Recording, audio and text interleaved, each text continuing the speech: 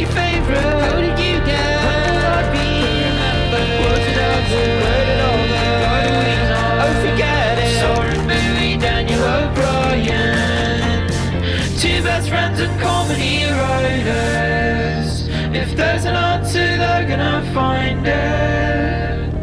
I think you'll have a great time here. I think you'll have a great time here.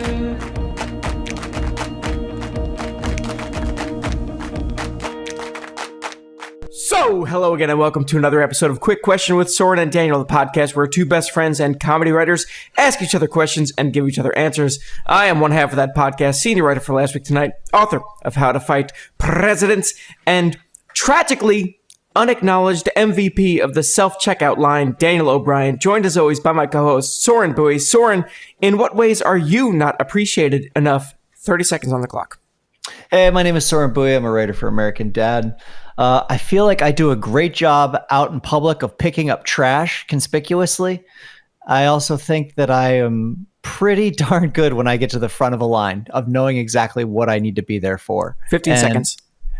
Also on airplanes. I'm an MVP on airplanes. Oh yeah? Talk about that.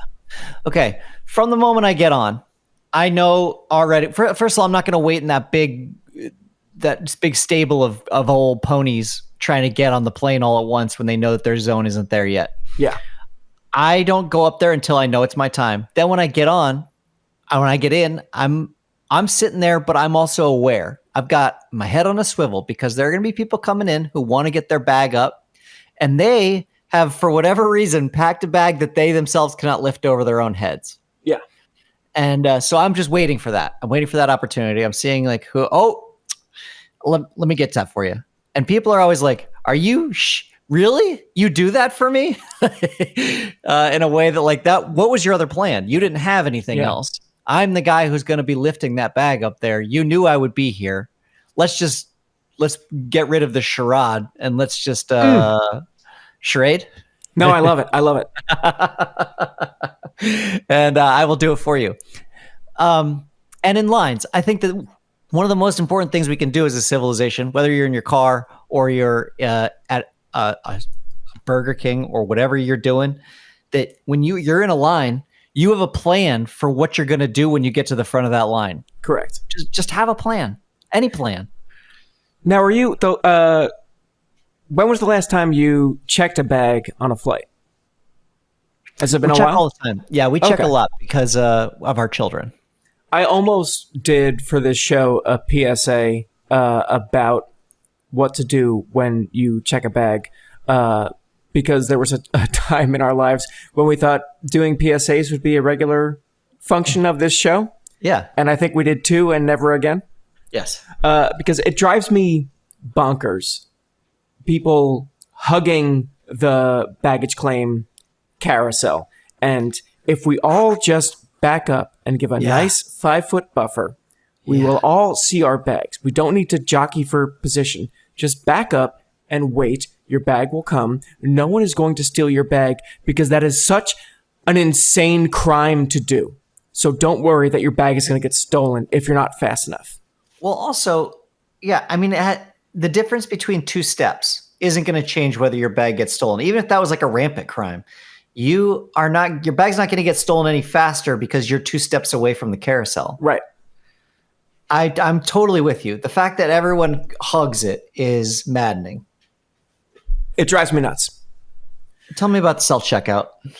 I'm just so good at it. I'm just so quick at it. And I feel like customers behind me should say something. Someone should say something. Someone should applaud me as like, hey man, you hustled. You really got through that. Because I see so many people who are so slow, and it also drives me nuts. Because self-checkout is not for you to explore the scanner gun, and it's not for you to like dilly-dally. It is designed for us to move quickly with a few items.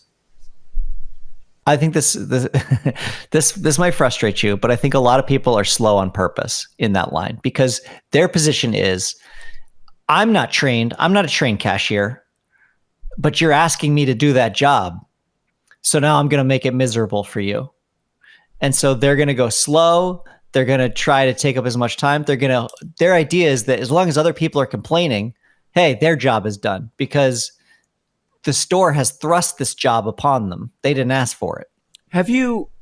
What are things like in LA? Are I've not been to a place where self-checkout has replaced cashiers entirely. Yeah, there are places where there's like one lane open and then there's just self-checkout. Oh. And I think people go and use it. And like the more time that they take and the more confused that they seem, the easier it is to steal, because then they've got at the end, if somebody was to question them, they'd be like, well, I don't know. It was just so confusing. Yeah. I think that there's a lot of people taking up time because they've got ulterior motives. Well, it's not working. Whatever your mission statement is, slow people in self-checkout, it is not found purchase in my brain. Instead, I just think you're slow and an idiot. Yeah, I'm with you. And in fact, the self-checkout at Whole Foods, I know so well that I know exactly that it's going to ask me 3 questions before it even asks me if I want to use my card or not. Mm-hmm. Like there's going to be these other things like, are you dining here? Which I'm not sure how that fucking matters or is any of their business, frankly. And then it's going to ask me a couple other things that are like useless. But I know that everybody else would have to be like, oh, I was ready to use my card. What is this now? And then they have to read the screen and then they have to choose. Yeah, I know the positions of the buttons. I'm with you. I'm like, the faster I get out of there, the easier it is for everybody in the world. Yeah, 100%. And there's no one to tell me that I'm a good boy and I'm doing a good job. And Daniel, hey, Daniel. Yeah, what's up? You're a good boy and you're doing a good job. Thank you so much. That is all I wanted. That's it for our show this week. The show is quick question, but you knew that already. Well, Daniel, how have you been lately? Let me start with this first. And this is a question that I ask because I don't totally care, but I'm going to get to like how I'm feeling. But go ahead. How have you been feeling? I'm good. I've been feeling pretty good. I told you I recently moved. I moved back in May, but then I spent all of June in Los Angeles. So I still feel like a pretty new tenant in my current place. And yesterday I hung out with a bunch of my neighbors and it was delightful. And I got to know people and it was so fun. Can you give me like a mean age in that group? A mean age? Probably not. The mean age would not give you any information because there are a lot of kids who summer here where I live. Oh, okay. Okay. Yeah. That makes sense. It's the demographic skewed from the kids that are all there summering. Correct, yeah. Well, that sounds fun, actually. It is, yeah. Did you guys drink? Yeah. Oh, look out. I don't know why I paused. Yeah, we did. We just like sat out and looked at water and drank and talked about all of our dogs. Oh, awesome. Yeah. And did you guys get crazy? No. Ah, okay. Next time. How was that the right answer? I was just a guy who's super excited to hear about your drink. Next time. You'll get them next time, man. It's going to be fun. Well, that's good for you. Congratulations. And you've been feeling healthy? You've been feeling good? I have, yeah. I went to a gastroenterologist recently just because I've had like persistent stomach problems for a very long time. And I wanted some kind of clarity on what the fuck is going on with my body. And I got my blood tests back today. And I'm devastated to say the results are either normal or excellent. I have no further clarity on why I sometimes get cramps and terrible stomach follow-up issues. Well, Daniel, it turns out I might be the type of person who could help you. Oh? Yeah, because I am, as of recently, a medical professional. Oh, that's so exciting. I mean, we all develop strikes during the hobby. Jesus fucking Christ. Nope. Gabe, we're going back. We all develop hobbies during the strike, so I'm thrilled that you got your degree finally. Oh, no. Sorry. There's no degree. I'm just a medical professional. I'm good at this. Like a golf pro. He doesn't get a certificate. He's just all of a sudden good at it. Sure.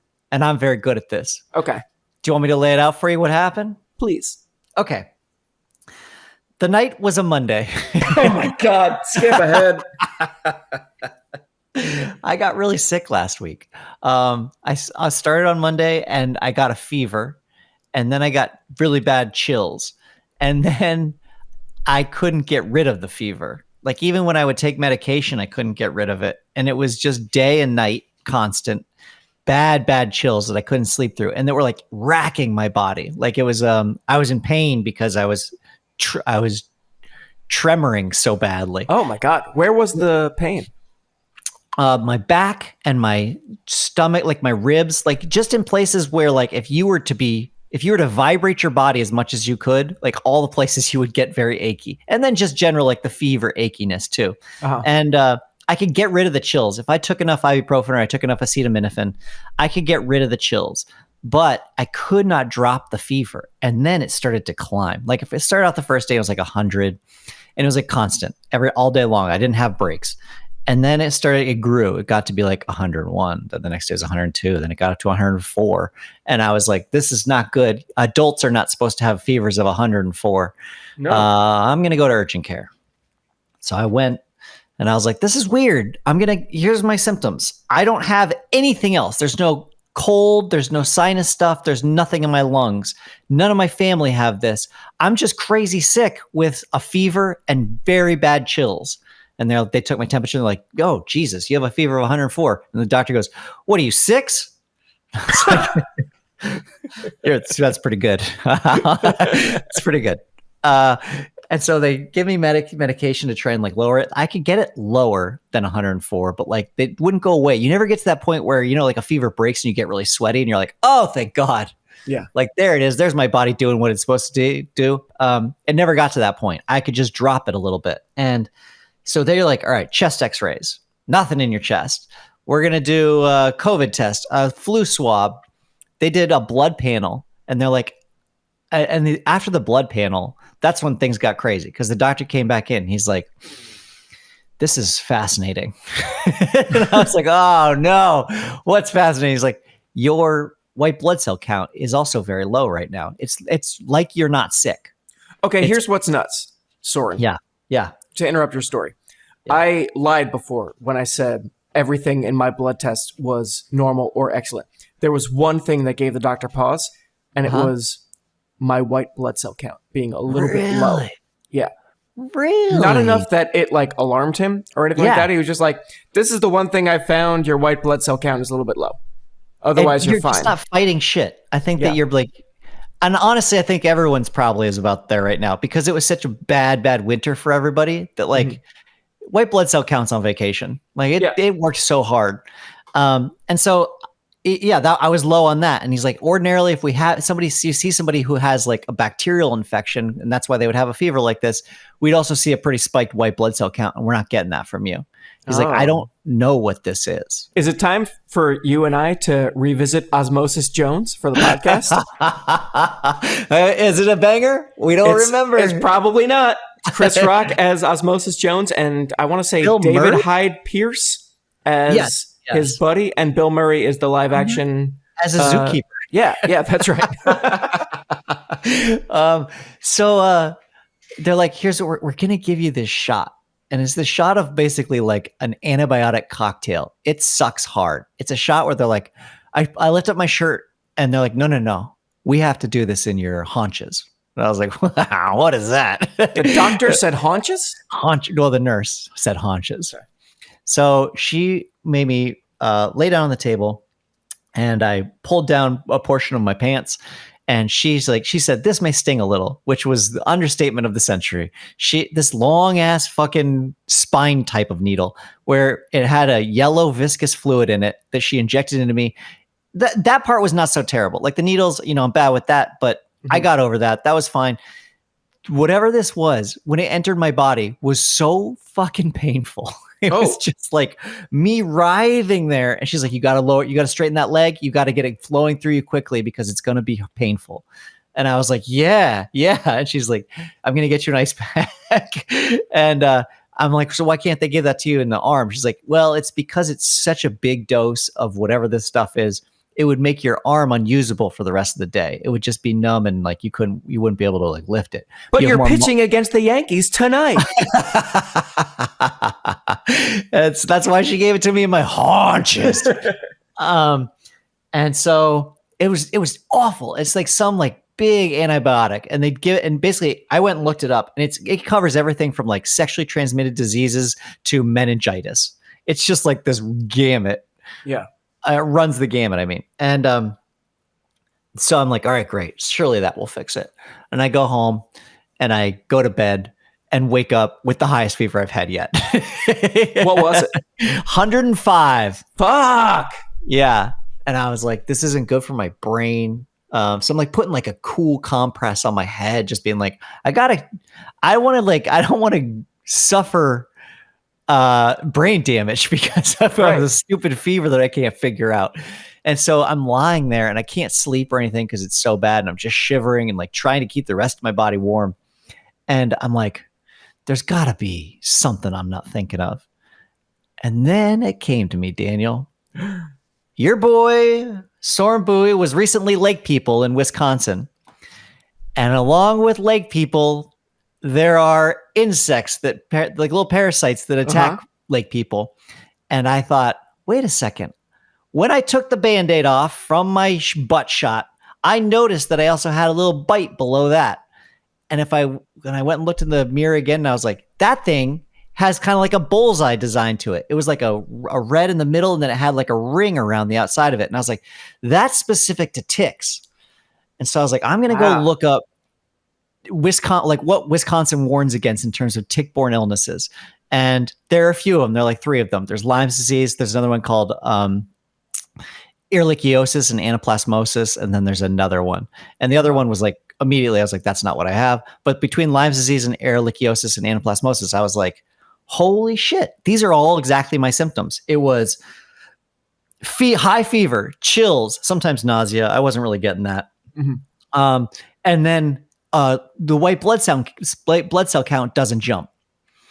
And I was like, I think I fucking have this.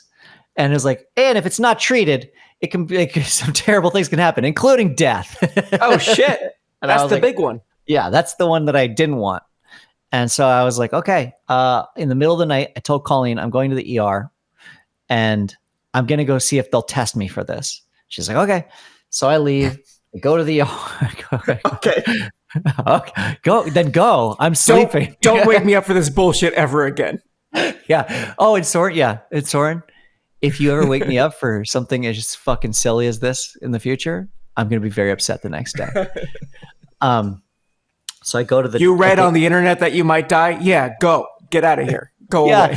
Yeah, the fact that she was so supportive when I was like, I read something on WebMD that I think I have when doctors couldn't figure it out. So I go there. I finally get to see a doctor. ERs, take forever. And I see a doctor and I'm like, here's what I think I have. And I show her on my phone because I don't even know how to pronounce it. She's like, yeah. I mean, that sounds in line with your symptoms. Can I see the bite? And I'm like, yep. And I show it to her. She's like, that's definitely a tick bite. I've never actually seen one in person, but that is definitely what it looks like from my times in medical school. When I like looked at it in books in my time in medical school. Wow. And I was like, okay, cool. And she's like, I don't know what you have though. And we can't test for it here. So you're going to need to see your primary care physician. In the meantime, I will give you this drug called doxycycline, which is like what they give for all those tick-borne illnesses. And I'm like, cool. Sounds good. So she prescribes it to me. I start taking it that night, immediately have terrible side effects from it. It's got like these different things. Like I got very nauseous from it. Sure. Then there's another thing you can get from it called intracranial hypertension. Which means tight head? Yeah, buddy, your brain swells. Oh no. Yeah. Can I also say, as a brief sidebar, it's insane to me that a doctor would say, I've never seen a tick bite before. I don't know if this is just I'm a very candid doctor. A symptom of where I grew up, but ticks are just everywhere in New Jersey. Like we would run and play. We would spend all of our time in the woods and then would know to come home and mom would check our hair for ticks because there were just so many. It was like a part of my summer life was the daily tick check. Yeah. I mean, me too. We had deer ticks growing up. We had Rocky Mountain spotted fever. Like there were things you had to look out for, and our dogs constantly Yeah. we'd be like burning them off of our dogs. Absolutely. And so yeah, it was customary. You came home, and I think maybe that's part of the reason that this was so hard to diagnose in LA is because I guess there's no fucking ticks here. They don't have them. Oh.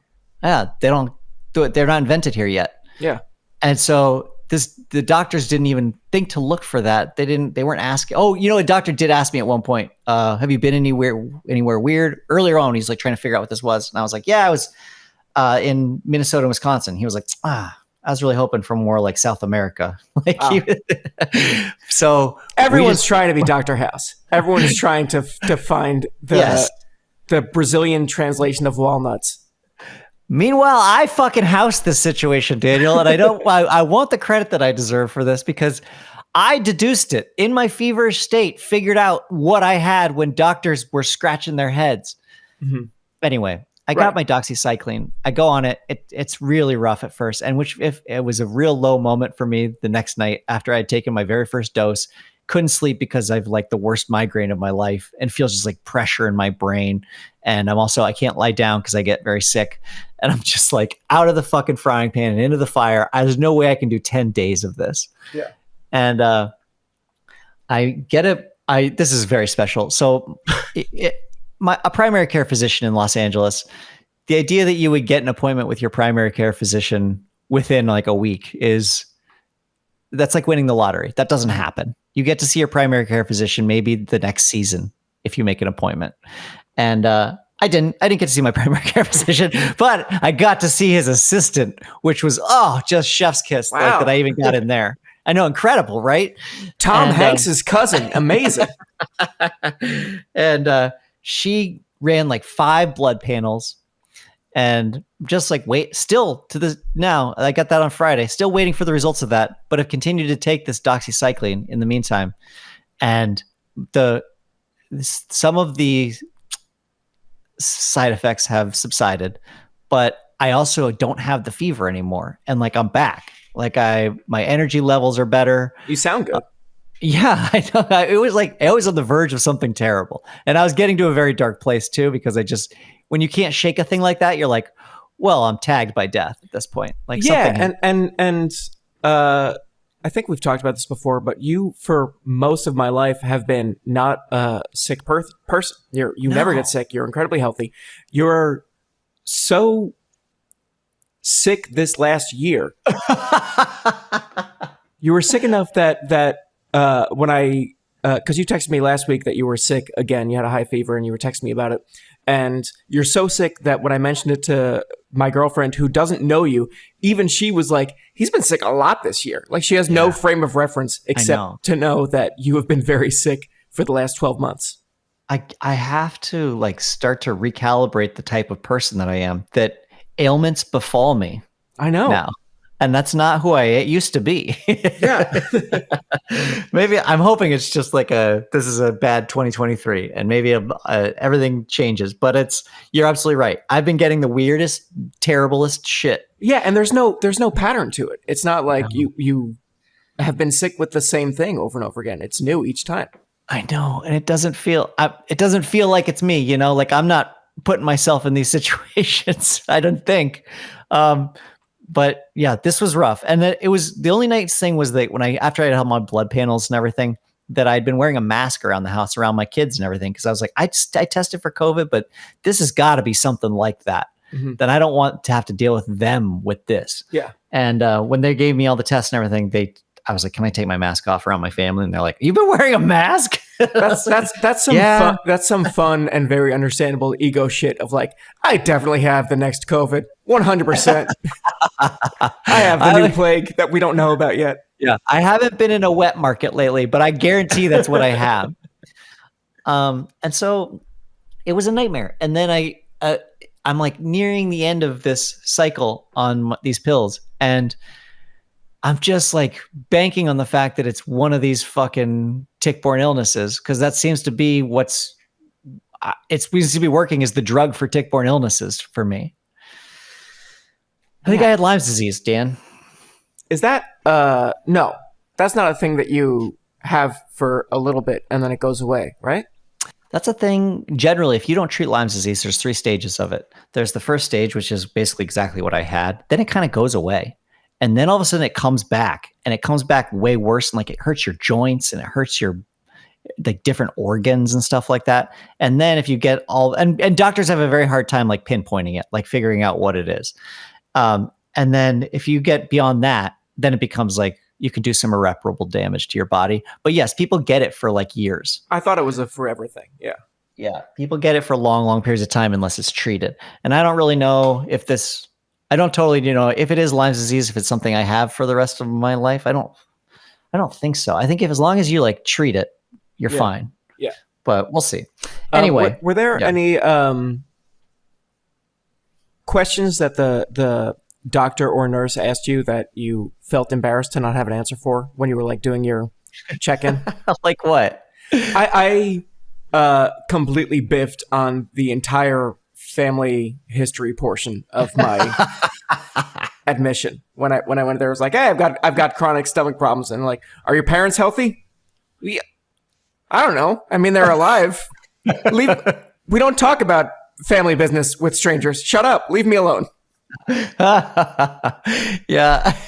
There was a portion where they're like asking, like, does your family have a history of heart disease? And I was like, yes, my uncle has heart disease really bad. And like, immediate family. And I was like, oh, no.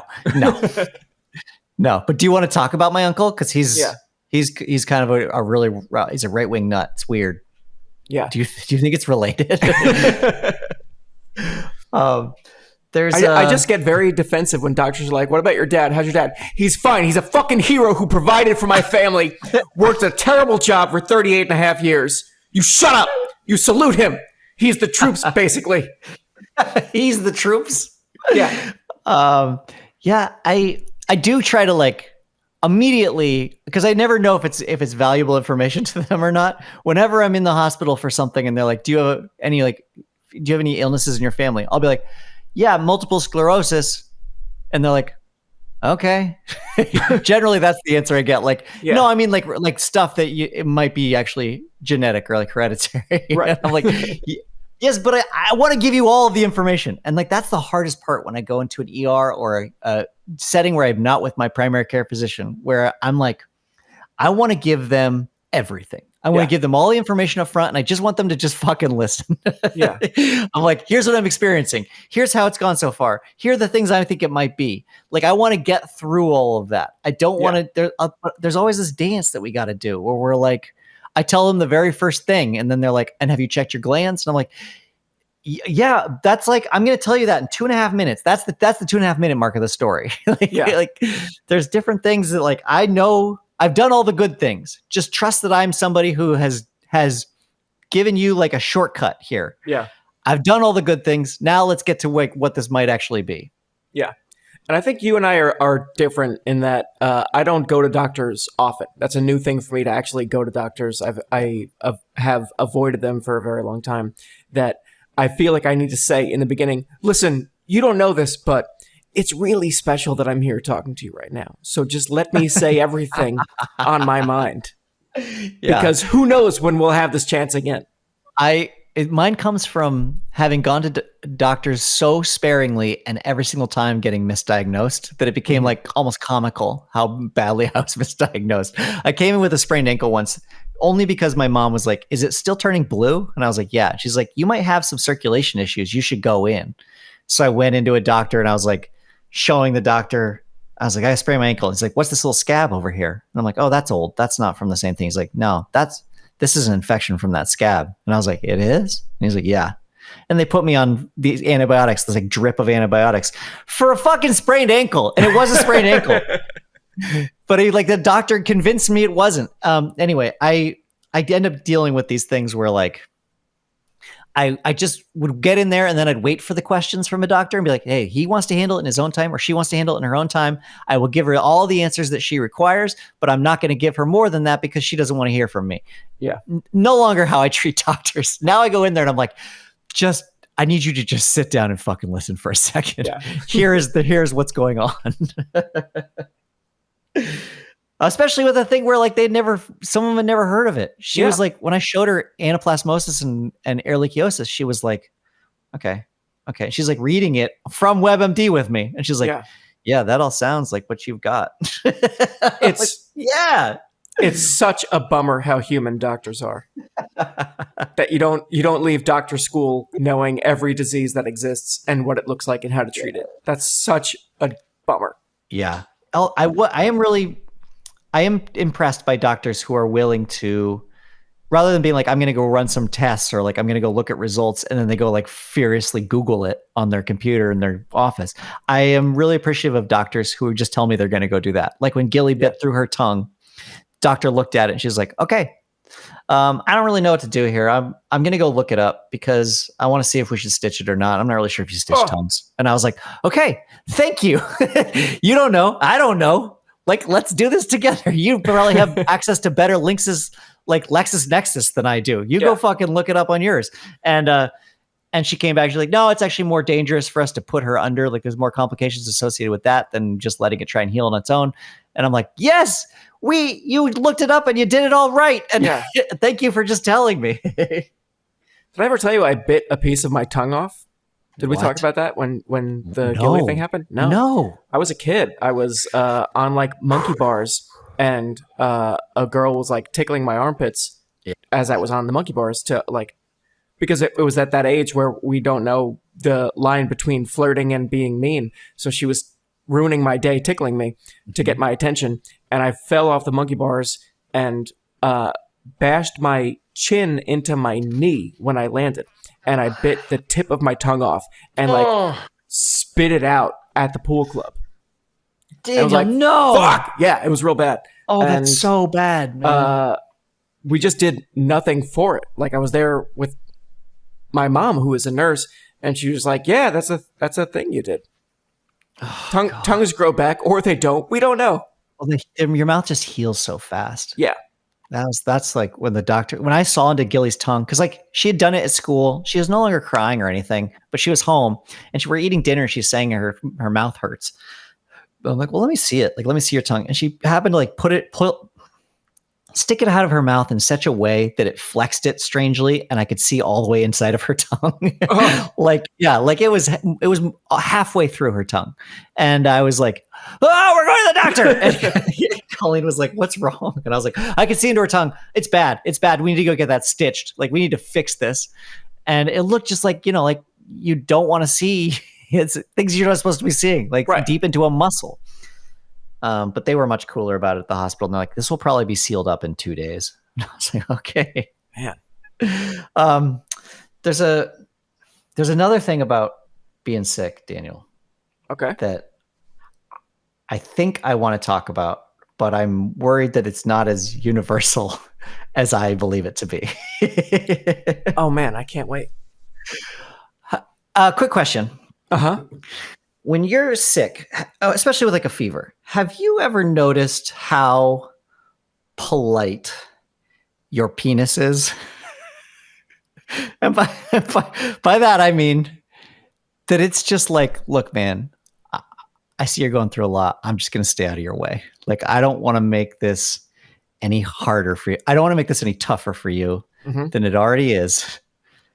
We can kick it when you're done here, but like you've got a lot going on, and I don't want to get in the way of that. It's going to be like I'm not even here. And then it does this thing where it like backs up into your testicles. Not like it like absorbs back into your body, like when you're cold or you're like a firework or something. Like it like backs up into your testicles, like someone standing on the ledge of a building, just trying to get as flat as possible. And then just like hangs out there. Does that ring true for you? Soren, it gives me tremendous pleasure to tell you that I have no idea what you're talking about. My penis. All I want to do is give you more rope. Keep going. It is so it's like it's trying to be innocuous, and like very like a very good roommate. Like it's just like trying to like get out of the way. So How in the way is it normally? I mean, it's in the way a lot. You have a job and a family. But it's, first of all, it's like it will all sexuality is gone from your brain, obviously, right? Like Sure. that's not an issue at all. It's not doing its normal things where like occasionally you just like you'll wake up and you're like, oh man, I got an erection. Like you're not none of that's happening. But also in addition to that, it's doing this thing where it's just like it's like trying to make itself as flat as possible up against your body. But up against your testicles, I'd say. God, you're not getting that. This No. isn't registering for you. By the way, absolutely not. I would say that testicles are the opposite. They're like a nuisance when you're very sick. Like they are, first of all, when you have a fever and like your body's very hot, that you're at full sail. Like there are no creases Sure. in that canvas, right? And so and that just means that you've got like these boiled eggs on you all the time where like you're like, when you're sleeping, they're somehow always on you. They're like a bad bedmate. Like you can't, they're rolling around on you all the time. And you're just like, get away from me. Yeah. I feel like the penis is very the opposite, where it just like backs up. It's just like I'm gonna get out of your way. This is a narrow hallway, and I'm gonna just hug the wall. Right. It's like it's a supporting actor in a TV show where it's like, hey, it's Breaking Bad. Jesse, we don't actually need you in this episode. So you're like right. This is just a Gus episode. So like, don't even worry. You don't have anything to do. It's fine. We'll take care of you later, but you're not needed right now. Exactly. Yeah. And I mean, you've got to be in the background. You've got to still be there, but like, don't chew the scenery. Don't make any decisions as an actor. Yeah. Just your name's on the call sheet. Just stay out of the way. Yeah. And you know your job. And like, okay, I get it. I'm just supposed to be back here. I just have to exist. And like, that's all it's doing. It's like, and barely even that. And I love it. I love that it does that. I found myself so many times when I was sick being like, thank you. You're being very helpful. Yeah. This is so much more about what you're like when you're healthy than it does about what you're like when you're sick. Like this, I only have questions about like how much of your day is occupied, best case scenario, on a healthy day by your fucking dick and balls. I mean, objectively in the way all the time, right? No, just like every other person. I go to the gym. That's all I can think. Like I'm like, sure. Are they sticking out? Like what's going on? You have to wear such thin shorts when you're exercising. Yeah, I mean, I'm constantly worried. I'm constantly like, oh, you again. But not when I'm sick. Good Lord. Sorry that's not more relatable. I hope that maybe for somebody else out there, they're like, yes. It even is like timid about peeing, like it's like when I'm going to pee, it's like, are you sure you want to do this? And then it does it half-heartedly. I don't have like a full stream. Mm-hmm. It's like, it kind of like, it pees like it's trying to be quiet. This is where I thought you were going with penis related questions when it comes to medical stuff. Yeah. Because when I got my blood test done a couple days ago, I knew I was doing that and I fasted in advance. And then when they took all my blood, the nurse was like, and now we need a urine sample. I was like, that wasn't discussed. Yeah. I didn't plan for that. And she was like, the bathroom's that way. And she gave me a cup and was not sympathetic to the fact that I can't really pee on command. But I did because of her confidence. I think my stupid wiener understood like, hey, we don't need to go right now, but like, let's be serious. We're in a doctor's office, so you have to. It's like psyching your body up in the bathroom, being like, okay, it's game time. Yeah. Look, we didn't ask for this, but here we are. Yeah. Look, I don't want to go. You don't want to go. None of us want to go. But there's a woman on the other side of this door. And she's going to be so fucking pissed if I don't hand her some urine. So let's figure it out right now. Whatever's in there, we're getting it out somehow. I had to do a urine sample there as well. And I was like, as I was peeing there, I was like, I came back out and I was like, hey, here's another thing. My stream's pretty weak while I'm sick. He's like, yeah, well, you're fighting 104 fever. And I was like, yeah. What does that mean? Don't have any idea what that means. Those are connected. And so, it's like, even at And night. you didn't think to tell the doctor, like, hey, divorced from all of my symptoms, my dick has been incredibly cooperative lately. Does that matter? Is that anything? No, but I did think I should go tell the world this on a podcast. I should go talk to Dan about it and see if it's something he's dealt with. Nope. Sad to say it's not. Yeah, man, I don't even know how else to explain it. It's like different than even being on a run. Like on a run, your dick is also very polite, but in a different way where it's like, it does this thing where it's like, I'm going to more or less be out of your way, but like, I'm not just, it gets like really tucks in, you know? Yeah, 100%. Yeah. And, but this is not what happens with a fever. With a fever, I think because you're already so hot, he's like, well, I can't go in there. You know, I can't go in there. There's no AC. Yeah. And so he's like, I'm going to be out here and I'm sorry that I have to exist within this space, but I'm going to take up as little space as possible by just like, I'm just going to be like a lizard on a wall. Good God. I'm glad that we didn't do this one in person. No, God almighty. Yeah. I mean, we have to end the show now, right? Yeah. I don't know what we can do. No, we should end it. Okay. Well, if you've been listening, this is a quick question. I mean, if you're still listening, obviously. You can follow us on Twitter. You can follow the show at QQ_Soren and Dan. You can follow each one of us. You can follow Daniel at DOB_Inc. Or you can follow me, Soren, at Soren_LTD. We're on Blue Sky as well. You could find us there, but I don't actually know what our handles are. I think like Soren.Bowie or something easy. Is the show on Blue Sky? Oh, there's no way Michael got to that. Or Threads? Is it possible? I mean, awesome. You can also find us, this is brand new, on YouTube.